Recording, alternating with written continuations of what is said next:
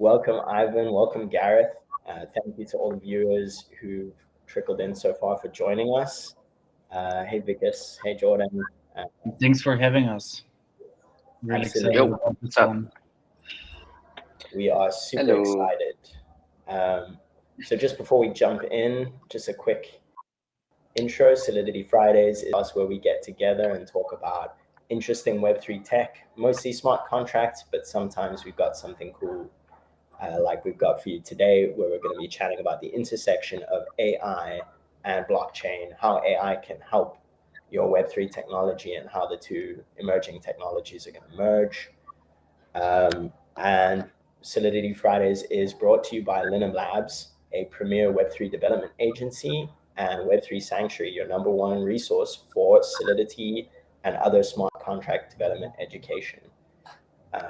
So jumping straight in, I would love to get some introductions from you guys. Gareth, Ivan, could you guys tell us a little bit about who you are, what you do, and what you're interested in? I don't do much. I'll go first. So my name is Ivan, and I'm leading growth at LyRise, which is a B2B marketplace for AI talents, and we're helping. So the problem we're solving is there are quite a few companies in Europe and US that are looking to build AI solutions, but because there is a particular lack of talent, it might take them a little bit longer. And at the same time, in MENA region and Africa in general, there is a lot of talent that's waiting to be utilized. So we are solving that problem by developing a B2B marketplace where we can match the talent with the open jobs and help clients to build the solutions they seek. And if they don't know what they want to build, we help them figure it out at the beginning.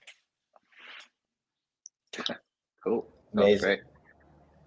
Gareth. Yeah, that's me. Cool. I'm Gareth. I am a Solidity engineer / developer / all-round legend at Linum Labs. I have worked in the industry for a while now. I'm constantly researching and understanding what's happening and what's going on so that we can create at Linum bigger and better things. Been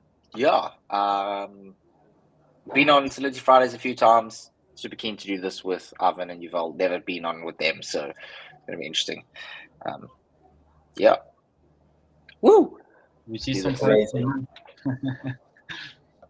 Cool. Before we jump into the conversation, just to get things warmed up, Ivan, Gareth, I would love to hear from you both.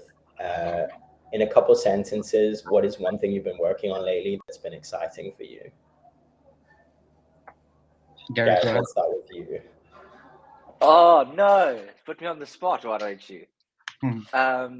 Something I've been working on that's got me excited. I have been working on the smart contract auditing side of things a little bit, and kind of going into how we can use AI to make that a lot better. Hopefully we can speak about that a little bit later, but I can't really say much more, but that's what I've been working on that's making me really excited. So on the commercial side, what has been really exciting is trying to put together a more structured way to do a gap analysis. So the gap analysis is basically the very first step of the process. If you don't know what you want to build, or you have a rough idea, you sit with one of our AI experts, and we try to figure out what are your pain points, what is your current tech stack, what talent you have, and what you need in order to go to where you want to be in a couple of weeks time or a couple of months time, depending on the timeline of the project.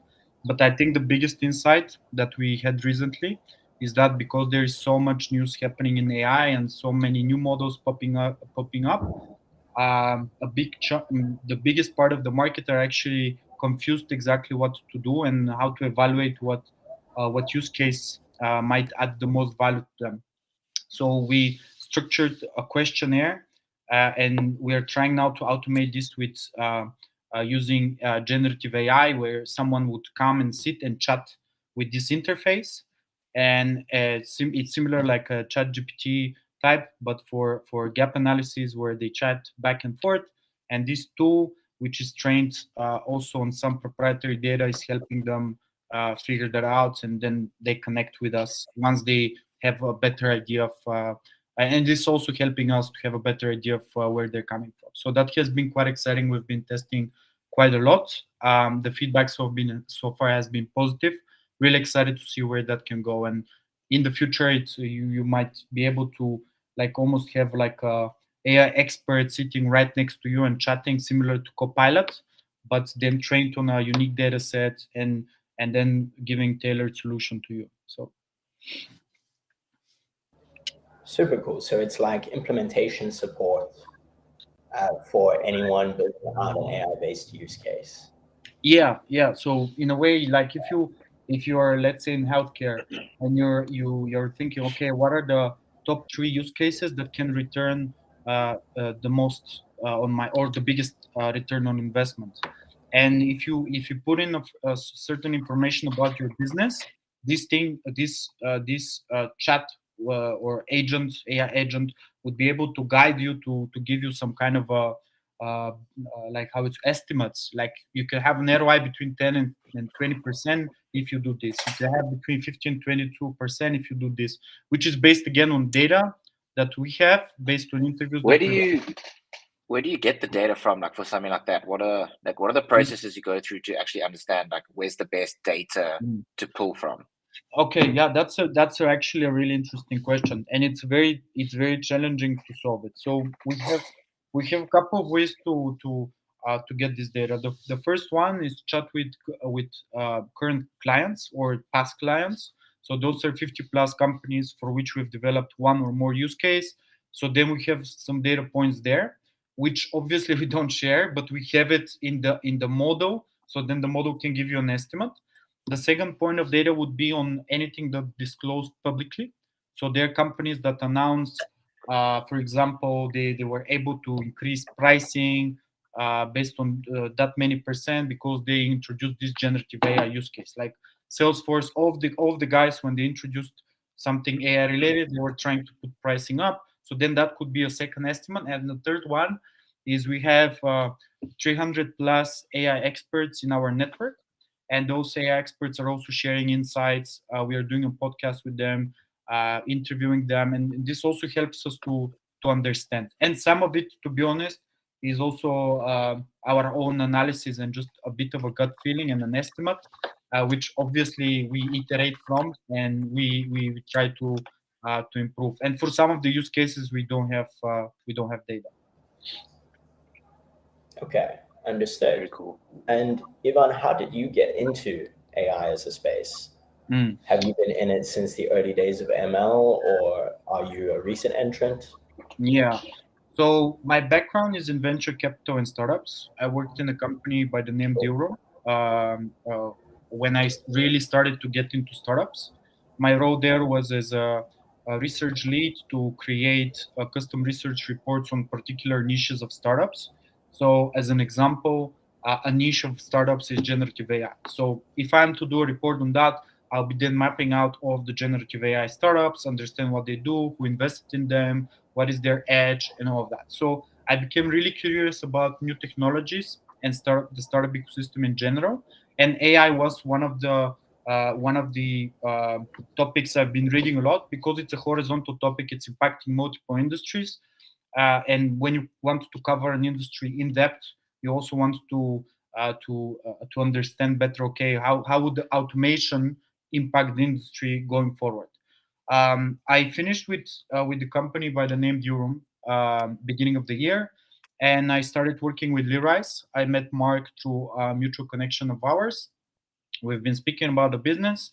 I really liked it, and I think I just wanted to position myself in a trend that I know is going to be massive going forward. And I think LyRise also is positioning themselves in this trend. And we know it's only going to get bigger. It's going to be extremely competitive, but it's something that's going to stay relevant for the next 100 years, maybe more. Like it's something like it's a big thing. It's like the industrial revolution a couple 100 years ago when it all started. Like it lasted for a very long time. So I just wanted to position myself in this. I don't have a technical background as in programming or any of that. So I look at more from an investment commercial standpoint. Amazing. I think having a high-level conceptual understanding can maybe help more technical individuals prevent themselves from going into that tunnel vision rabbit hole. I think Gareth will know what I mean. We tend to get stuck in the weeds as developers, as technical folks, and we do sometimes need the big picture vision as well. So that kind of role is super necessary. So saying that, I have two of the foremost experts in both AI and Web3. Where do you both envision the intersections and synergies being potentially between the two? So for the lay of the land, I know we've seen some really rough initial attempts to merge the two. A lot of tokens that have tried to use AI as a buzzword for investment speculation. We've seen Sam Altman come out with WorldCoin alongside OpenAI. Gareth, starting with you, I'd love to understand, one, the two working together conceptually, and two, maybe just a little bit about how you've been using AI in your day-to-day Solidity and smart contract development work. Yeah, cool. This is super exciting. Like, I'm so excited for this conversation because it's really like combining two technologies that we've always, like when I was growing up, at the end of my high school, and Web3 started coming about, and then artificial intelligence and machine learning, which obviously came about a bit earlier. It's really cool to start seeing the ways that they affect each other. And I think one of the biggest things is like how we were speaking about as developers, we get into that rabbit hole, and like AI is actually a really good way for us to be able to step out of that and kind of let the artificial intelligence part be the rabbit hole. Let me try and like explain that a bit better. Like I remember someone saying to me that AI is going to take all of our jobs one day, and the reply was no, but someone who knows how to use AI would. So like that's really important for people to understand. It's like artificial intelligence is a way for developers, entrepreneurs, people like that to really get out of the rabbit hole of being dug in a specific hole and not being able to see the bigger picture, because artificial intelligence can be that rabbit hole for you, and it does the dirty work for you, as long as you know how to use it properly. So that's really cool. And I mean, that brings me on to the topic, like how do we use artificial intelligence like on our day-to-day basis. So I see, I'm just looking at the chat as well at the same time, but I think Yuval, you can drop how does integration of AI into Web3 platforms affect security, and what measures are being taken to? Okay, we can jump into that just now, but I'll pop that up on the screen after you finish. Yeah, so there's a lot of tools on, like, for example, like if you're going to go on as a software developer now, you're stuck on VS Code. There's a lot of tools that are kind of AI related that help you work faster. So like, I mean, one of the biggest things was like GitHub Copilot, with being able to code like certain functions and stuff a lot quicker. So that's like something that we use, or me specifically. It really takes away the weeds of developing the skeleton of a contract, and it allows you to kind of like, it just picks up the keywords that you have, and it makes the process go a lot faster. I am sad to say this, but I do use ChatGPT. Not specifically for, like, I don't ask it to write my code for me, but from a logic side, it's really good. Just to make sure that the way that you're understanding a specific piece of code or a specific architectural scenario is good. So I often will chuck ideas into there and see.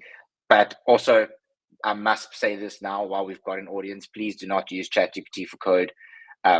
It comes with a lot of bugs most of the time and a lot of security issues. So just be careful when you do that. Never ship that to production. Please don't do that. So VS Code extensions, ChatGPT are kind of like my go-to basis. Cool. I don't know what else there is specifically. Like, I don't want to. I'm trying to think, but I'll jump in if there's anything more that I use on a very much daily basis. Cool. Just a question around that before we get to Ivan.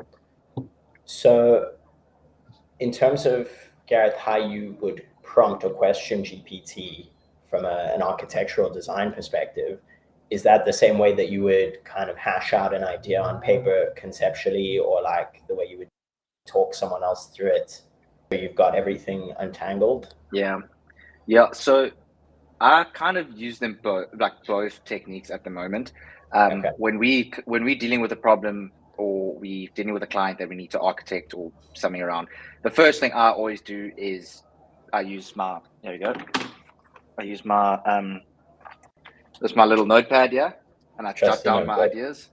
Trusty notebook, because I can always come back to it. Once I've kind of got an idea of what it needs to be, then I'll prompt ChatGPT and be like, okay, and I literally speak to it like a person. I've got this idea. These are the few things. How do we turn this into a full-scale project, for example? And then it'll come up with ideas. Then I'll go through that. From there, you kind of redefine it. I mean, the biggest use of ChatGPT, which is really cool, and what people don't understand, is like being able to have a conversation with it. So don't just take its answers, like reply to it. Say, this is kind of not what I was thinking. I wanted to go more along the lines of this. And you eventually get to a place where you're pretty happy. Then I'll bring it back, speak to, I don't know, our CTO or something, make sure that it all works out. So I basically start on paper, and then I have a conversation with ChatGPT and see how it goes. Mm-hmm. Yeah, same. Actually, if I can piggyback on that, I do exactly the same.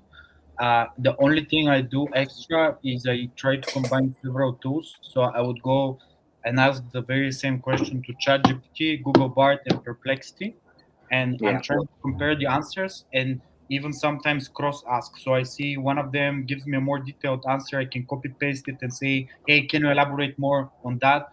I think this is a way to, because each of those tools has its own weaknesses and strengths. So and Perplexity gives you real-time data as well. So you can also look at the link, copy it, go to ChatGPT back, take some of the insights. So that's but I do it exactly the same way. I just combine a few. So I think that's really important, actually. Like, that's very critical to do. And I love that you use the answers from the other ones to prompt. I mean, it'll probably get you to a more accurate answer pretty quick, actually. But I see Nathan says that he agrees about the concepts and stuff, and that's so true. Like, it's not just for code. I mean, coding is actually probably one of the last times I would use ChatGPT. It's more for the concepts, the workflows, architectural type of stuff. Mm-hmm.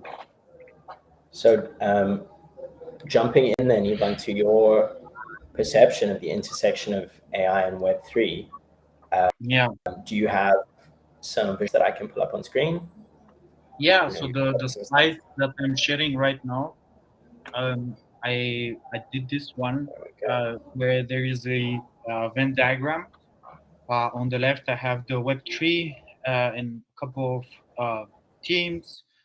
The same for AI, and then in the middle, I have a couple of things that that are kind of when you intersect the two technologies, what you can achieve. So, for example, on the Web3 you have blockchain technology, and on the AI side you have machine learning and predictive analytics, which can help one with predicting anomalies on a certain network, like for example in the telecom network, or could be in the network internally in a company, could also be on the network of a blockchain. So combining blockchain with this predictive analytics and measuring and whether there is anomaly on the network level, but also anomaly in the behavior of the different users that might spot actually certain security threats. So combining the two would actually give you enhanced security on the blockchain, which was one of the questions that someone asked in the chat. I'm looking now at the screen, so I cannot see the name again, but someone asked it just now.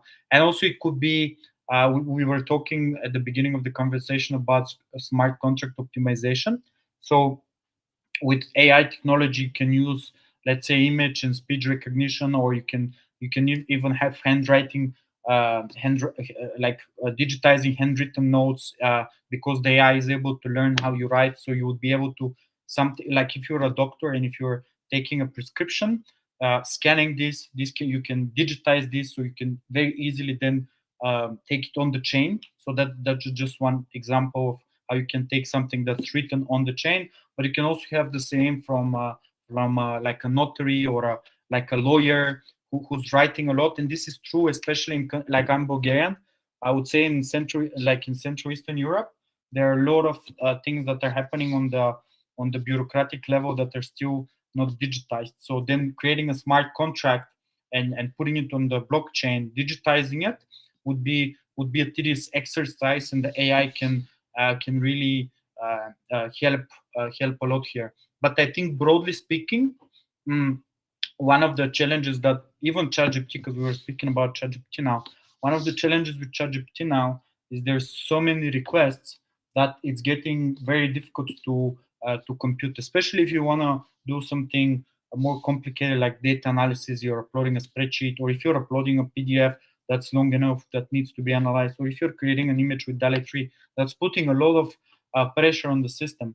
And that's ChatGPT with OpenAI with so much resources. But if you're a company and you want to still leverage generative AI and you have big volumes of data that needs to be analyzed, you can use decentralized operating system where each small bit of information can be processed into the different nodes, and then it can all be put together. So basically optimizing the way you would be using your data centers if you have private data centers. So just those are just a couple of the various ways that Web3 and AI intersect, and why it could be quite exciting where we're going forward. Awesome. That's really insightful. And I think that kind of ties into one of the other key values of Web3, which is decentralization and distributed computing. Gareth, I'd love to get your thoughts on how you think distributed computing and distributed systems as a whole could potentially be a value add to Web3 and blockchain. Sure. Can we go to Arvin first? Because this is my specialty. I want to hear Alvin's ideas here.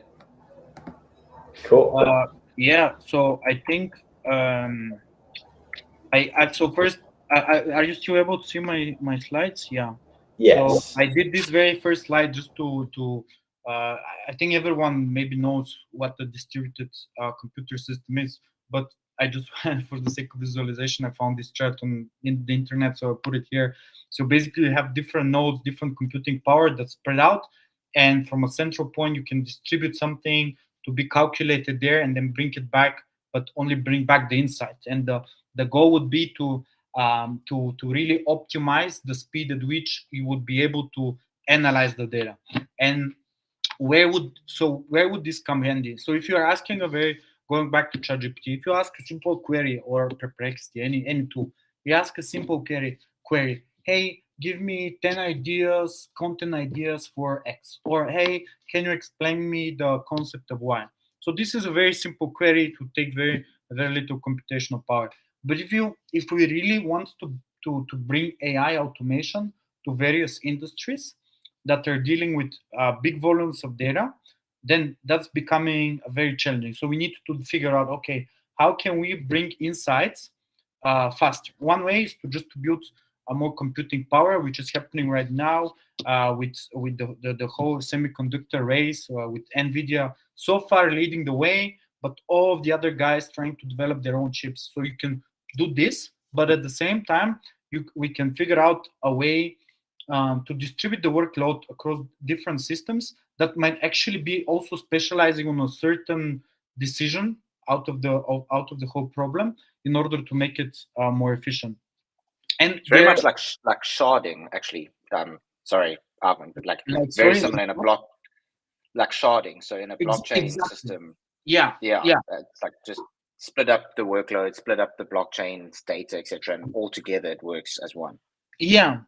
And here I put a couple. So that's not a very visual slide, but I think I just put a couple of examples.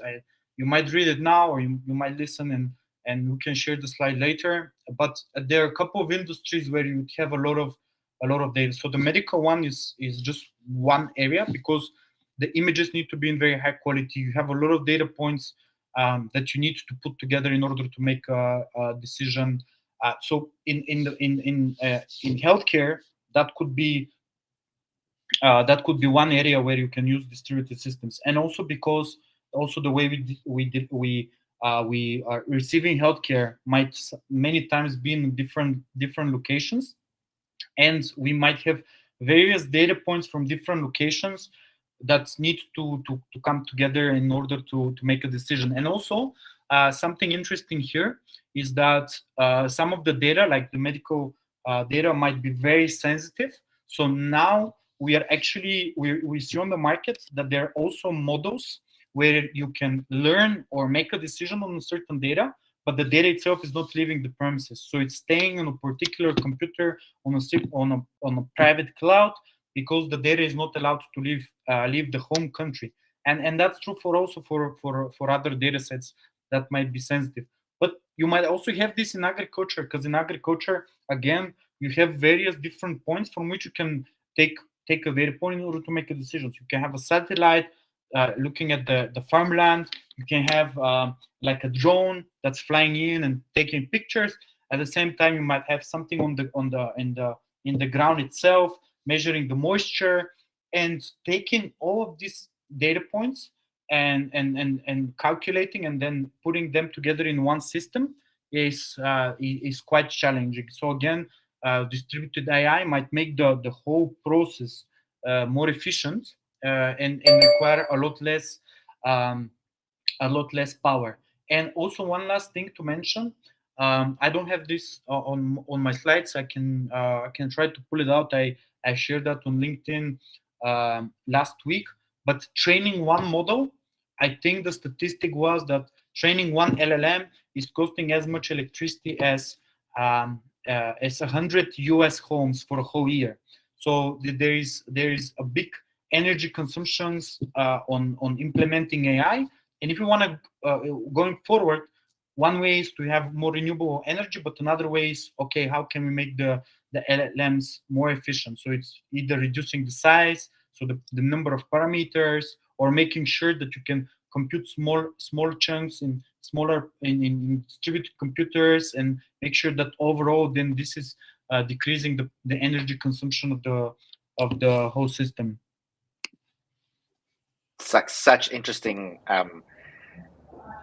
vulnerable problems that you're facing, because it's like such a similar case in the blockchain world. Like the blockchain's using up too much energy, like with proof of work, and like it's just like a lot of the issues that you're saying are like, that's exactly why sharding came about in blockchains, is because obviously the blockchains themselves were too big, we couldn't store so much data, so like on one machine, so we started sharding, and then obviously moved to something like proof of stake to try and reduce the energy consumption around the mining. So it's like such similar issues between the two, and just shows how well they like actually, you fix one, you can fix the other one. They work so well together that they can help each other grow into these powerful tools. Yeah, and it's so funny because it's also AI itself can also analyze energy consumption and figure out when you need to maybe switch between, I don't know, solar and other energy, or it might also be able to monitor when to switch off or switch on something in order to optimize the energy consumption of the blockchain, for example. But yeah, so that's a big challenge that not many people talk about. Uh, at least I have not seen many people talk about that. I'm trying to pull out the numbers because I think they were quite interesting about the energy consumption of AI. But yeah, we can continue with the conversation while I'm trying to look for it. I'll put it on the slides and notify you so we can have a quick look. Awesome. Thank you for that. Yeah, it seems to me that any emerging technology that prioritizes data integrity and accuracy seems to face a scalability issue at some point. Scalability, exactly. I do think that it is quite interesting to see the discrepancy in the PR perception of AI versus blockchain. People tend to be more focused on the energy consumption in blockchain and more focused on the possible ethical issues, or like some of the fear mongering when it comes to AI. They haven't even gotten to the energy consumption issue yet. But that's a conversation for another day, I guess. So I know Linum and LyRise have been working together on some possible case studies around DAOs and the intersection of AI and Web3 around DAO automation. Perhaps we could chat a little bit about that.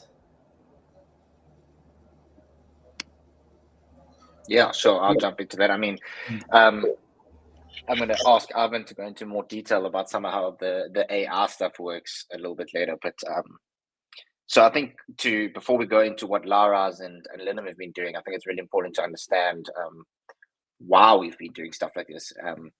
And that's because one of the biggest areas of the blockchain ecosystem at the moment that we're finding help from AR is the DAOs, decentralized autonomous organizations. And the reason for this is because there's so much human involvement and so much, as much as the DAOs are like, they've tried to, basically what happened was like, to really get back to basics, like DAOs try to create these like trustless systems where you had all these people around the world, like all being able to vote on certain things and basically run a organization without having to know each other, etc., etc. What that did was it created a massive human element, and even though the humans don't know each other, it still comes with a lot of human emotion and human perception around what the DAO stands for, and that's where AR comes in. One of the biggest things is like for governance per se, and being able to help governance run a lot faster and make decisions without the need of those multiple people. And that's what that actually comes into one of what LyRise and Linum were doing, is creating a DAO proposer, where basically what would happen is we would use data from a lot of different places and have keywords around how certain DAOs work. And then when someone creates a DAO, being able to generate proposals based on other DAOs in the ecosystem that we know these proposals would be able to help and impact the DAO before even humans think of them. So that's like one example. Arvin, I don't know if you want to dig deeper into how that all works. Yeah, I can mention a couple of things. Should I take over, or you wanted to? No, go for it. Go for it. I just wanted to just. Okay. So Perhaps basically, before jumping in, sorry, Ivan, before jumping in, I would love to address this question since I think it's related to the distributed AI topic that we just covered before it gets lost in chat. So Nathan's asking some great questions today. He asks how AI models trained and updated in a distributed set, challenges arise in ensuring that all nodes have the most current version of the model. Is there you could share on that? Yeah. So basically, the way, like the most simple way to explain it, at least the way I understand it at the moment, I cannot go into the technical terms as in what is the language, etc. But the way I understand it is this. So I think a good analogy would be the GPT that you have with OpenAI now. So if you want to customize GPT, you can upload a file, and then this GPT can learn from this file and answer. But I can also send this GPT to someone else who then open it, and the moment they open it, they because they open the GPT. And if you guys are not familiar with let me go a little bit back. If you're not familiar with the most recent updates that happened by OpenAI, so basically what OpenAI said last week is that you would be able to create custom versions of ChatGPT. So what this means is that basically you can open a new window, and then it asks you, okay, what is the purpose of this GPT? And you can say, I would like to have someone who's helping me make a decision how to write a protocol. Simple as that. You can upload you can upload more information about what is the protocol, right? Like what are the different node or fields in the protocol. You can upload other information, and then you can configure. You can give it a name, and then bam, you have a GPT. So that's a customized version of the OpenAI data. It's customizing it the way the simplest way to think about is that it's cutting some of the data in order to focus the answers towards the application you want. Okay, so far so good. But you can also upload files to it. So now me as Ivan, I can upload something. I can upload something to that GPT, can give me an answer, but it's also using this that I uploaded as an input to train its model, right? Because it has reinforcement learning. But then if I send it to Garrett, because I can create the link to that the similar way I share a chat on from ChatGPT, I can share this GPT with him and say, hey, look, I created this GPT to help you make a decision better. He's another node in the system. He might still upload information, but this GPT, because it has learned from me, can give him context and can explain something if he asks about the answer I gave before, because the GPT is learning. So in short, you create something that's customized. So this means it's for this blockchain in particular, for the decision nodes, for all the agents, for the anomalies you can expect. You train it on this data of the network, on the type of participants. Bam, you have it. Then you can send this model that opens in a window, which is running on the cloud. So ChatGPT is running on the cloud. So it's running on the cloud. It can come to me as the first node in the system. I can input some information, can give me a result, or can just say, I understand.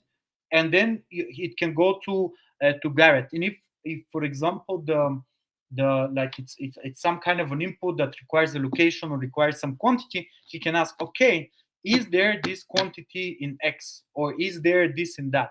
And because I already put the information, it reinforced, learned from it, and it's running on the cloud, so it's updated. It opens the link, it's open, and so that's I think the easiest way, at least I understand it, that can be explained. It's like sharing a link from OpenAI, and the moment you open, you're opening also from the previous conversation and previous input in a way, because every conversation is input, like data points that are coming in and out. Does that answer your question, Nathan? Like, or does that sound plausible? Do you have any follow-up questions? We'll see if Nathan pops anything else in the chat. That's a super comprehensive answer. Thank you, man. And what I wanted really cool. Garrett, just so I don't forget. So basically, where AI can, so when you have a distributed network, you have various nodes, right?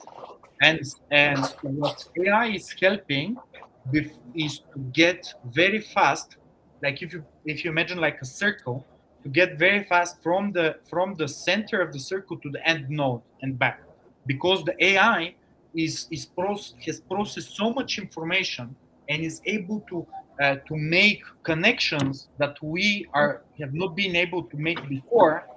It's also trained on the network, how it goes. It can detect patterns, so you're basically able to go back and forth to different nodes and connect nodes in a way that it can write protocols much faster. You can make much faster decisions.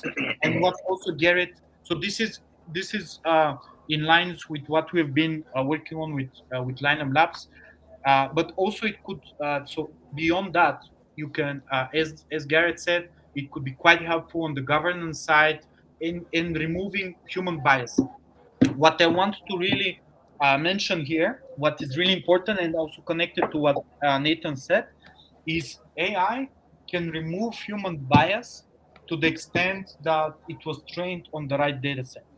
Because we've seen that in various fields, like with detecting certain diseases, with detecting certain behavior, with detecting certain language that is flagged as inappropriate. We have seen over and over again that if the AI is trained on a biased data set, it's going to give you a biased decision, because it removes the emotion, and it's making regressions and making connections between words and what is the most plausible word coming after based on what I know so far.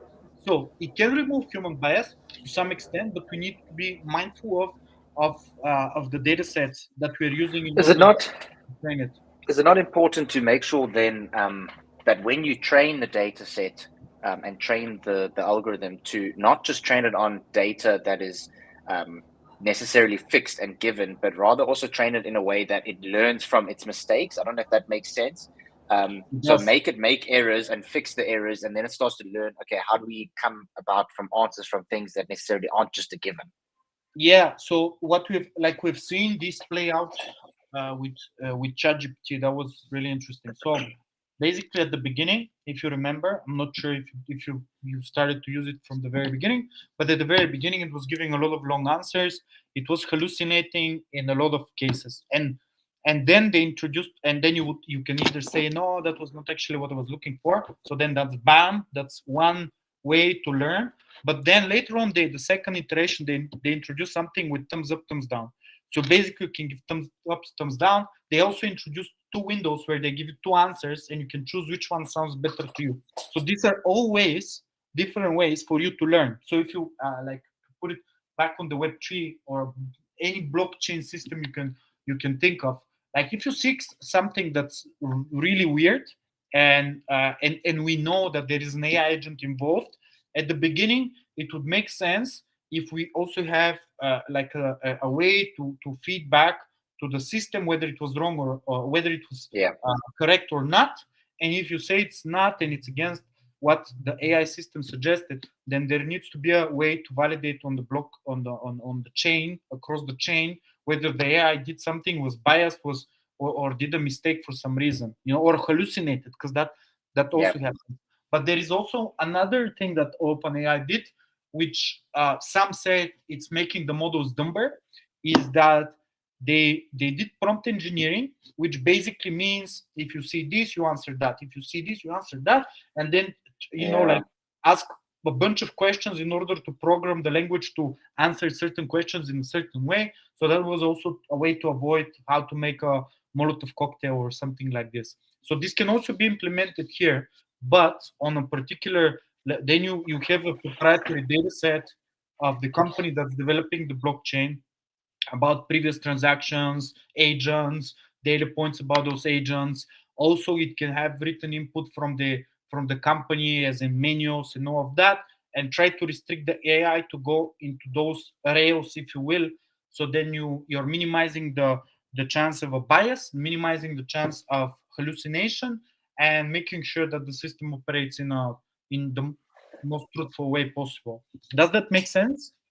Yeah, no, for sure. And I mean, like that's really cool. And like from a blockchain perspective, like I want to also kind of touch on Nathan's follow-up question about how changes are actually made and updates are made in like a DAO proposal, for example, and how is it agreed upon? Because I think one of the challenges that we will face, there's no doubt about it, is now we've gone from these DAOs where all these people are making the decisions, and now we're starting to get to a point where AI is going to help make decisions agreed upon. But at what point do we get to where it's now all AI and there's no human element involved anymore? So you need to have a balance between how much the AI is impacting compared to the people. So I guess my question would be the same as Nathan's to you, Ivan. Like, how do we regulate what the AI is actually deciding on?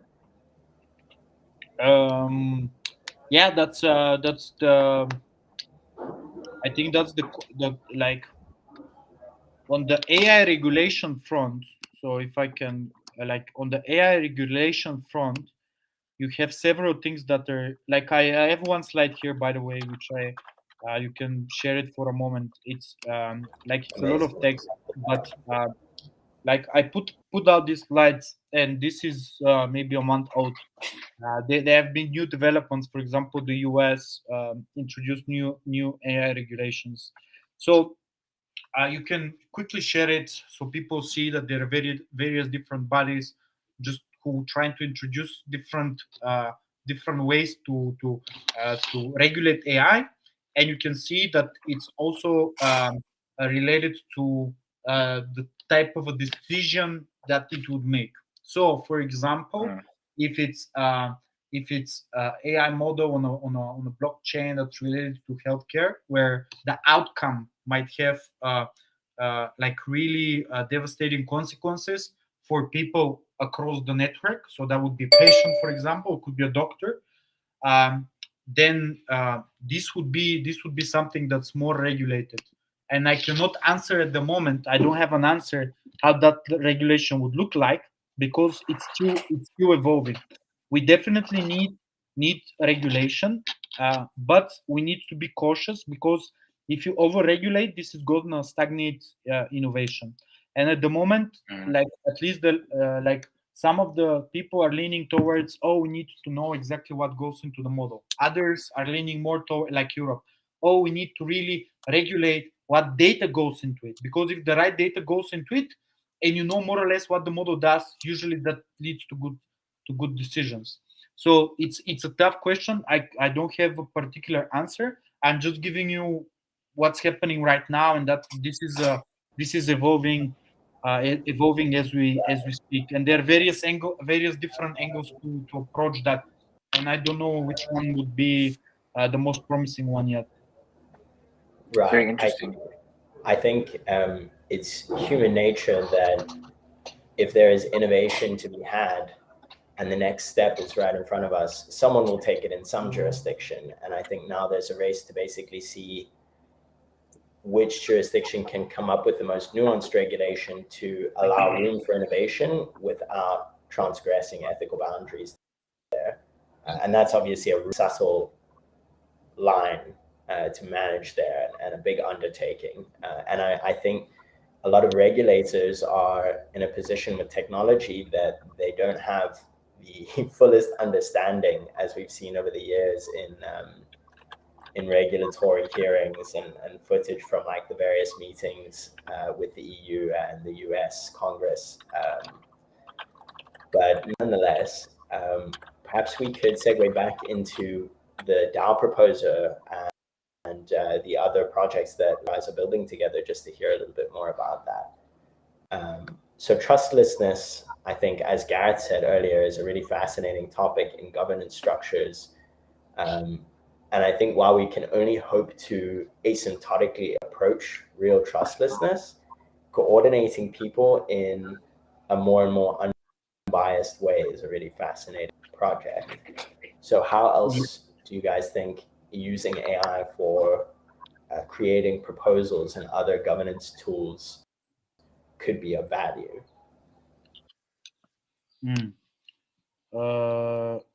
Yeah, that's like, let me see. To be honest, what other governance tools?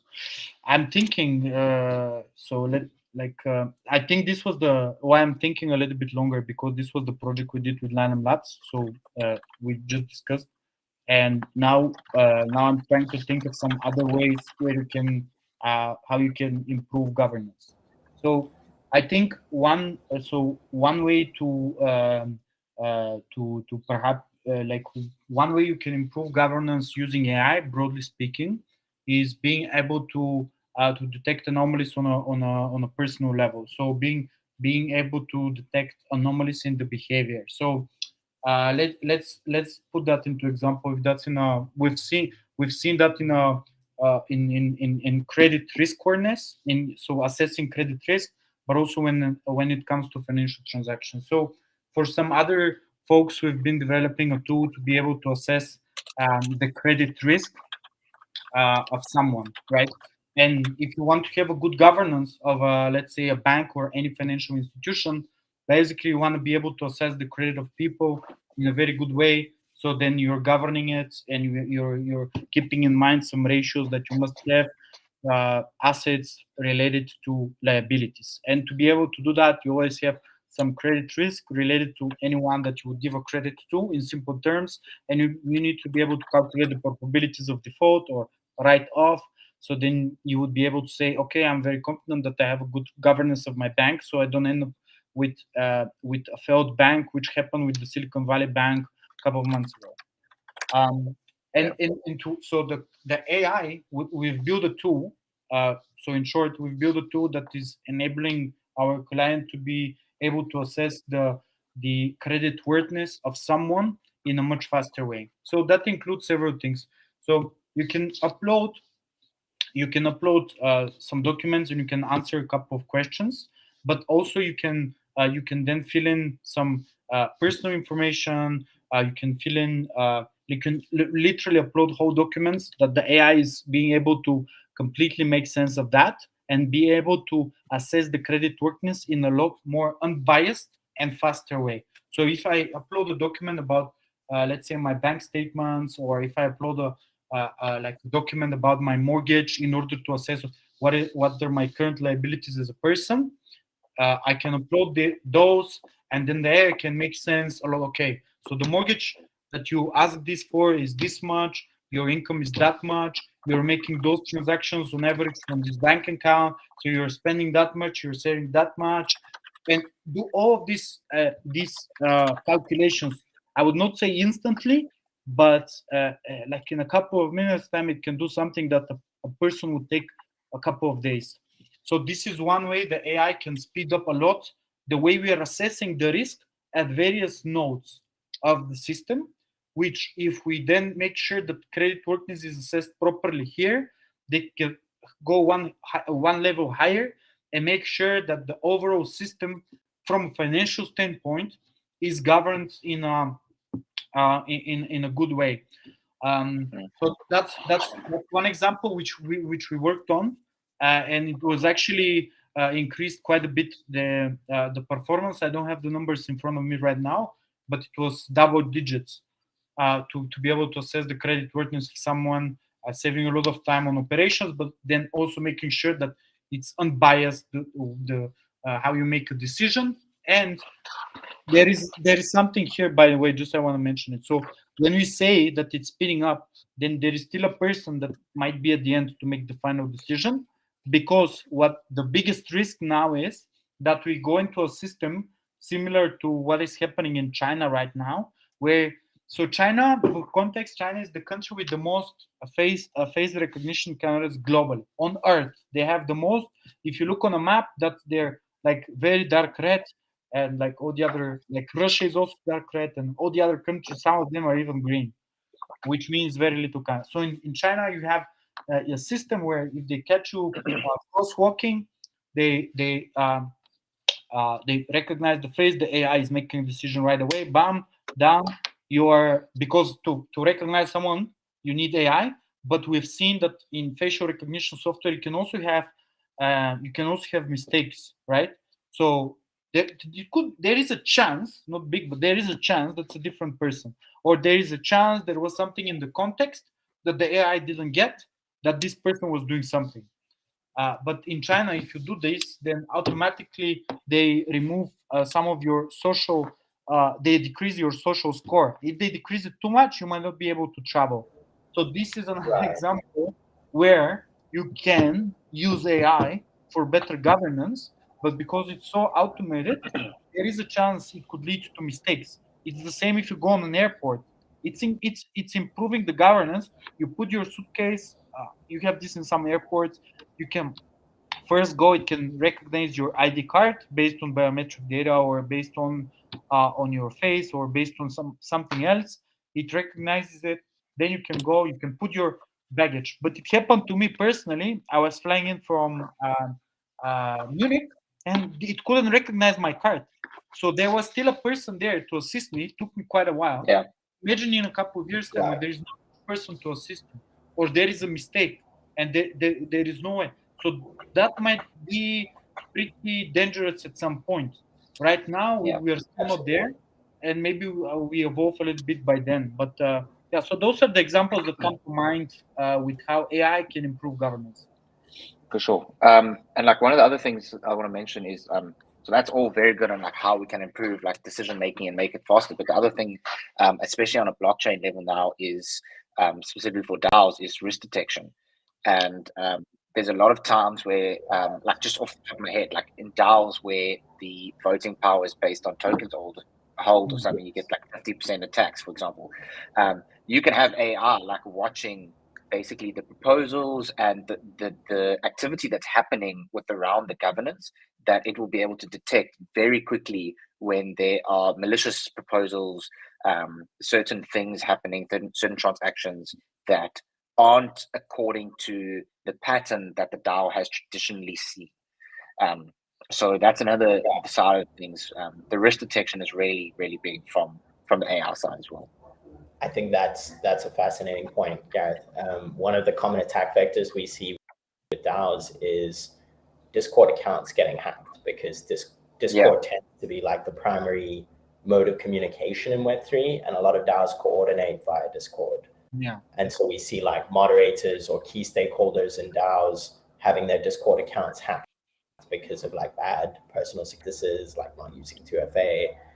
And then we see bad actors using those spoofed accounts in order to make proposals or seek out some sort of action that would benefit a bad actor rather than be in the best interest of the DAO. Exactly. And that's where I think having like typical pattern recognition would be an amazing barrier against that. Exactly. Followed by like not making it a closed loop and making sure that AI is not the final decision maker in that regard, just having a flag system. So leading up to the end of our conversation, I would love to wrap up by hearing, Gareth, from your perspective, how AI can assist developers and particularly smart contract and Web3 developers in their everyday job, both from an auditing and security perspective, and just some tools that you use on the day-to-day. I know you mentioned you use GPT for architecture and design. Is there anything else besides GPT and Copilot you're interested in, and how do you think we can use these tools to bootstrap our vulnerability detection? Sure. So I can drop a list. I can't think off the top of my head now of some of the VS Code extensions that I have that help me with like coding and just general practices, spell checks. One just like a simple thing, but yeah. So from a that coding point, like from people who are developing smart contracts and stuff like that, I think we're not quite in a place where we need to be from a security side of things, with regards to the fact that the way that a current protocol is built is that it generally gets built by smart contract developers and then gets sent out to audit by specific audit companies, and that gap is pretty big at the moment between the contract and the auditors. In other words, there's usually quite a large difference in the auditors pick up quite a lot. And you can see now with smart contract auditing companies, etc., what they do is they often, if you email them and speak to them, they'll give you tools, AI tools specifically, to run on your code to get it to a certain security level before you pass it on to the auditors. So there's tools like that that I would suggest every single smart contract developer uses constantly on their code to make sure that it's secure before you send it to the, because smart contract auditors do two types of auditing. They do manual auditing and they do automated testing. In my opinion, the automated testing part should be a part of your general smart contract development. I don't see why we have to pay people to run AI tools, especially in a world where we say everything is open sourced and we want to help each other. We need to kind of make this public and allow smart contract developers to run these tools by themselves. You get tools like Slither and things like that you can use, but they're very basic. They just look at static errors. So that's the biggest thing for me. That's where I'm focusing on AI, trying to get AI involved, is trying to create tools that for the general public they can use on their contracts and get it to a point where you only have auditors who are experts in the field doing manual reviews, doing things that maybe the AI couldn't pick up, like kind of things that you pick up in between, how contracts work in between each other, and not just a simple re-entrancy issue because of a state check or something. So that's where I get really excited. That's where I'm kind of working on at the moment. Super insightful. So going beyond static analysis into the realm of like more nuanced checks. Exactly. And maybe even checking for like logical errors that are more conceptual. So that's where it's going to get difficult, in my opinion. I mean, hopefully Ivan and his amazing man can figure out a way to do all like the logic checks.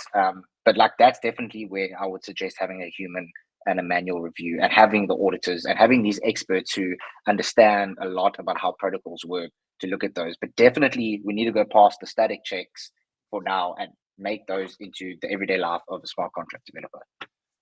Yeah, I think it like it's right now it makes sense to have human auditors, but if then that's fed into an AI model, eventually we would get then to a place where the AI model is flagging it and a human is saying yes, no, yes, no. So that's automating a big chunk of auditing.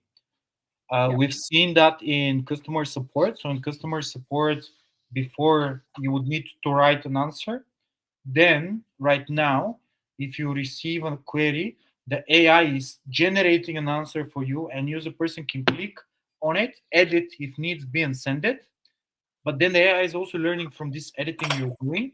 So eventually it would be just you send a question, you receive an answer, it's as correct. So I think the similar thing is gonna happen here. When you were saying about open source, I think this is a topic by itself. I'm also really excited about the open source Llama 1, Llama 2, and all the and from Llama there has been a big network of other open source LLMs that companies can tweak, and while there are a lot of like we can go into that in a separate discussion, but I see so many advantages to using open source LLM, and this is especially going to be valuable when it comes to operators in decentralized systems, because above everything else they want to trust in the system. And if you have open source, you can see what goes into the model and what goes into the decision making, so you can Yes. validate this and then can build trust in the system. So basically, going back to my example when I was saying, oh yeah, you can configure ChatGPT and maybe use it, maybe yeah, maybe not. But if you really want to build trust in the system, you'd have open source large language models that can be validated by the community and say, yeah, this is a good model. I'm happy if it does decision for me, because you can see what goes in and what goes out. Exactly. Right? Exactly. So that, the community can literally, while running smart contracts and running the auditing and the LLM and stuff, we can prompt and give the inputs that it needs to learn, and eventually you'll have a very powerful tool. exactly. Yeah. Amazing. Just to wrap up, Nathan asked the question of how we ensure ethical use and prevent biases while safeguarding privacy in areas like financial data and facial recognition. I don't think we have time in this conversation to give that detail it deserves, but I will say I think the intersection of zero knowledge proofs and zero knowledge cryptography and AI is a huge candidate for improvement in that area. Data privacy while maintaining publicly available models. So do watch that space. So I think our viewers should keep an eye out at what LyRise and Linum are doing, and in general, follow LyRise on all the available channels. Ivan, are you guys active on Twitter, LinkedIn? What channels can our viewers follow you on? Yeah, so we are very active on LinkedIn. We also have a newsletter on LinkedIn, and we are uploading on YouTube when we with videos with our experts. Follow myself as well. Follow our founder Mark as well, and yeah, it was really fun. I would love to do it again. If there is a topic where you think it would be valuable to the audience, would have to set aside time, jump in again, and discuss it. It was fun. Amazing. Yeah, that was very cool. Gareth, Ivan, thank you so much. It was an absolute pleasure to have you both. Really appreciate your insights on this topic. Just to recap, Solidity Fridays is brought to you by Linum Labs, one of the companies that we've spoken about a lot, and Web3 Sanctuary. Thanks everyone for tuning in. Take care. Bye.